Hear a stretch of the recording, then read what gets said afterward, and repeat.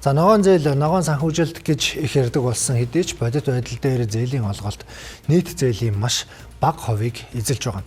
За арилжааны банкуд олгож байгаа ногоон зээлийнхээ хэмжээг 2030 он гэхэд нийт зээлийн 10% хүрэхээр зорж байгаа гэдгийг өнөөдөр илэрхийллээ. Мэдээллийг эдийн засгийн буланд уянга хүргэнэ.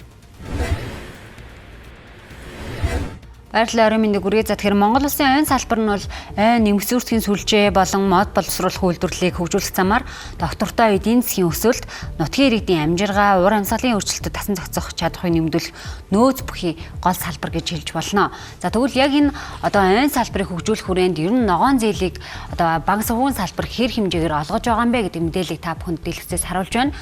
2026 оны эхний улирлын байдлаар ногоон зээл бол нийтдээ 2.5 их найт төгрөгийн зээл гарсан. За энэ нь бол нийт зээлийн 5.7%-ийг эзэлж байна.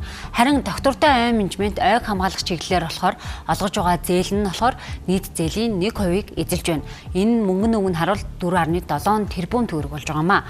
За ингээд ойн салбар нь бол уур амьсгалын өөрчлөлтийг бууруулах чухал үүрэгтэйгээс гадна санхүүжилтийн өртөг бол харьцангуй бага ийм салбар гэдгээрээ онцлогтой.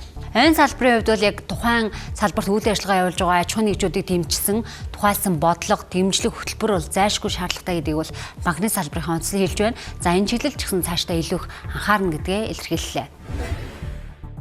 Аж ахуй хэрэглэдэг энэ компаниудын хувьд бол энэ ногоон зээл бол ерөөсөө олгох боломжгүй байгаад идэг. Тэгэхээр яг хоо энэ өнөөдрийн энэ зөвлөгөөнөөр бас энэ шийдэл гарах болоо гэсэн ийм горилготой байна. Ойн тухай хуулийн шинжилсэн найруулгыг засгийн газраас дэмжиж энэ 7 хоногт огтож улсын хурл руу өргөн барьж байна. За ингээд энэ хаврын чуулганаар ойн тухай хуулийн шинжилсэн найруулга хийснээр өнөөдөр энэ ойн менежментийг сайжруулах энэ ярьж байгаа банк санхүүгийн байгууллагуудаа хамтарч зээлийн бүтээгдэхүүн гаргах энэ талаар тодорхой хууль эрх зүйн орчнуудыг тодорхой болгож өгнө. Эрсдлийг хаах даатгалын тогтолцоо, татвараар засгийн газрын зүгээс татварын бодлогоор яаж дэмжих вэ? За төв банкнаас бас их усүрийг урт хугацааны ийм их усүрүүдийг бий болгох хөшүүргийг яаж бас банкудад дэмжлэг үзүүлэх үү? За ингээд банкуд болоод энэ олон улсын байгууллагуудын хамтын ажиллагаа бэхжиж, за энэ хамтын ажиллагааны үр дүнгээс бас яг тодорхой энэ салбарт нийцсэн бүтээгдэхүүнүүд гарах бай гэдэг ийм чиглэлүүдээр ажиллах хэрэгтэй гэж ингэж бодож байгаа. Ингээд өнөөдөр Монгол банкн дээр ойн салбар ба ногоон санхүүжилт сэдвт хилцүүлэг болсон. Хилцүүлэгт болохоор Европын холбоо болон холбооны бүгд найрамдах Герман улсын эдийн засгийн хамтын ажиллагаа хөгжлийн яамны стрим төсөл болон тэрбум мод сан хамтран зохион байгууллаа.